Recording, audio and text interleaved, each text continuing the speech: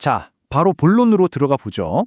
오늘 우리가 다룰 문헌은 한국 민족사에서 가장 큰 비극이었던 6.25 전쟁, 즉 한국 전쟁을 아주 독특한 시각으로 분석하고 있습니다. 그냥 역사적 사실만 쭉 나열하는 게 아니에요. 이 자료는 당시의 굵직한 사건들을 이른바 개혁주의 청교도라는 특정한 신학적 렌즈를 통해 바라보고 있거든요. 여기서 개혁주의란 쉽게 말해 역사를 주관하는 건 절대적으로 하나님이다 라는 주권을 강조하는 관점입니다. 엄청난 실현의 시기이면서 동시에 영적으로는 폭발적인 성장이 있었던 이 모순적인 역사를 이 자료가 어떻게 풀어내고 있는지 지금부터 하나씩 짚어보겠습니다. 오늘 살펴볼 전체적인 흐름은 이렇습니다.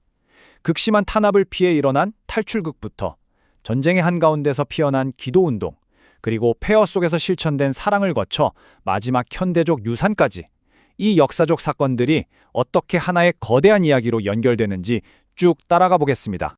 첫 번째로 살펴볼 부분은 바로 북한을 탈출해야만 했던 절박한 상황, 제2의 출애굽에 대한 이야기입니다.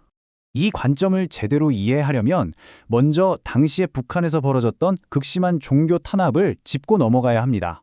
문헌에서는 이 거대한 탈출국을 성경의 출애굽에 비유하고 있는데요. 자료는 대규모 월남 사태를 촉발한 두 이념을 아주 날카롭게 대조하고 있습니다.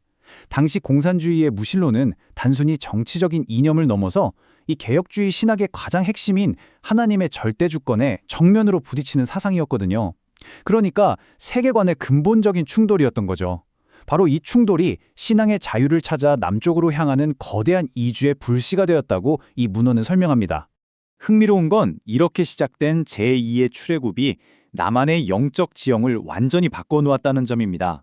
북한의 가혹한 토지개혁과 탄압을 피해서 내려온 분들이 한경직 목사가 이끈 영락교회 같은 실향민 교회들을 곳곳에 세웠거든요. 모든 걸 잃고 내려온 그 척박한 상황 속에서도 오직 하나님, 오직 성경이라는 이 절대적인 신앙을 굳게 지켜냈고, 자료는 바로 이것이 오늘날 한국 기독교의 탄탄한 밑거름이 되었다고 분석하고 있습니다. 물론 그 과정에서 겪어야 했던 참혹한 고통도 절대 잊어서는 안 되겠죠.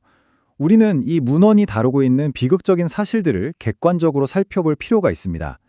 자료는 전쟁 전후로 북한에 남아있거나 붙잡힌 수많은 목회자와 성도들이 겪어야 했던 순환을 상세히 기록하고 있습니다.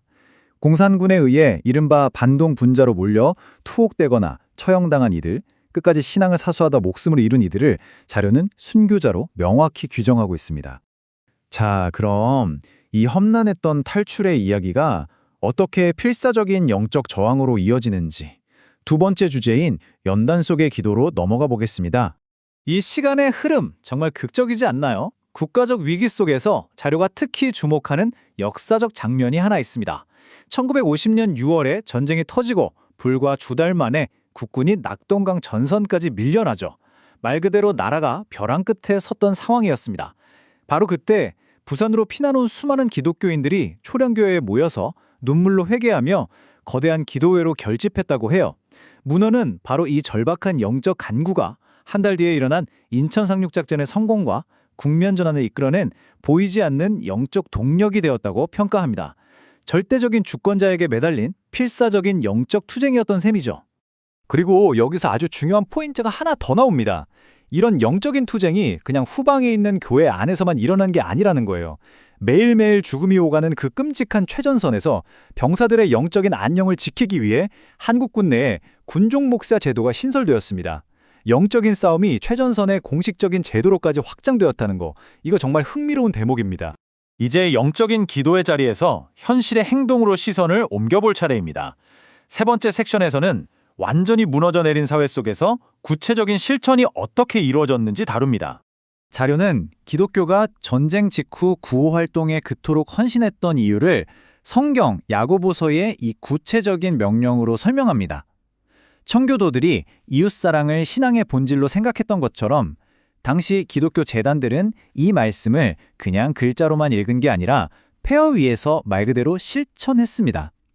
전쟁 고아나 미망인들을 돌보기 위해서 병원을 짓고 보육시설과 고아원 설립에 가장 앞장섰던 강력한 동기가 바로 이런 성경적 명령에 있었다고 자료는 강조하고 있죠. 이 실천적 사랑이 만들어낸 또 하나의 놀라운 결과물을 살펴볼까요? 바로 거제도 포로 수용소에서 있었던 대규모 복음화 운동입니다. 문헌에 따르면 공산주의 사상에 철저히 물들어 있던 전쟁 포로들이 수용소 안에서 기독교 복음을 접하게 되는데요. 그 후 깊은 사상적, 영적인 변화를 겪은 이들이 북한으로 송환되는 걸 거부하고 반공 포로가 되어 자유 대한민국을 선택하게 됩니다. 신앙이 한 개인의 이념과 삶의 경로를 완전히 뒤바꿔버린 정말 극적인 미시적 서사라고 할 수 있습니다. 자, 드디어 마지막 섹션입니다. 그렇다면 이 개혁주의 신앙 렌즈는 이 끔찍했던 전쟁을 궁극적으로 어떻게 해석하고 있을까요? 이 내용을 살펴보면 오늘 다룬 자료의 개혁주의적 관점이 아주 명확하게 드러납니다. 눈앞에 펼쳐진 그 참혹한 물리적 현실을 철저히 영적인 렌즈로 재해석하고 있거든요. 극심한 파괴와 고난을 순수한 신앙으로 거듭나는 섭리와 연단의 과정으로 보고 모든 것이 무너진 그 폐허야말로 오직 신에게만 절대적으로 의존해서 다시 일어설 수 있는 기회로 바라보는 겁니다. 절망적인 현실을 영적인 의미로 치환해내는 독특한 시각이죠. 결론적으로 이 문헌은 한국 전쟁이라는 끔찍한 용광로를 통과한 한국 교회가 놀라운 반전의 역사를 이뤄냈다고 평가합니다. 기독교가 무신론적 유물론에 맞서 인간의 존엄성을 지키는 강력한 사상적 지렛대 역할을 했을 뿐만 아니라요. 전쟁의 상처를 극복한 후에는 자신들이 받았던 사랑과 복음의 빚을 갚기 위해 세계 최대 규모의 선교사 파송국 중 하나로 성장했다는 겁니다.